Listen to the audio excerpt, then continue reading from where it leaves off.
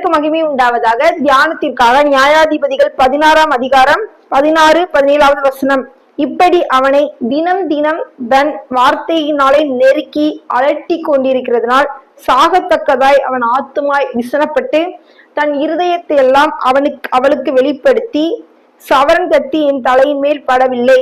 நான் என் தாயின் கற்பத்தில் பிறந்தது முதல் தேவனுக்கென்று நசரேயன் ஆவேன்.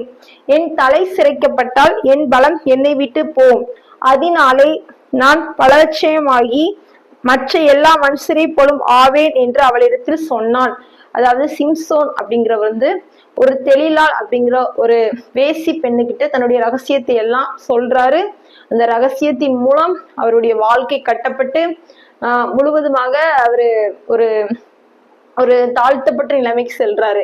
இதன் மூலம் கர்த்தர் நம்மை எச்சரிப்பது என்னவென்றால், நம்மளுடைய வாழ்க்கை குறித்த ரகசியமா இருக்கலாம், கணவரை குறித்த, மனைவியை குறித்த, பிள்ளைகளை குறித்த திட்டமா இருக்கலாம், தொழிலை குறித்த ஏதோ ஒரு காரியத்தை நம்ம பிறரிடம் சொல்லக்கூடாது. ஒருவேளை அவங்க நம்ம கிட்ட கேட்டுட்டே இருந்தாலுமே அந்த ரகசியத்தை சொல்லக்கூடாது. ரகசியத்தை சொல்லாதபடி எச்சரிக்கையை நாம் வாழ வேண்டும். கர்த்தர் உங்களை ஆசீர்வதிப்பாராக. ஆமேன்.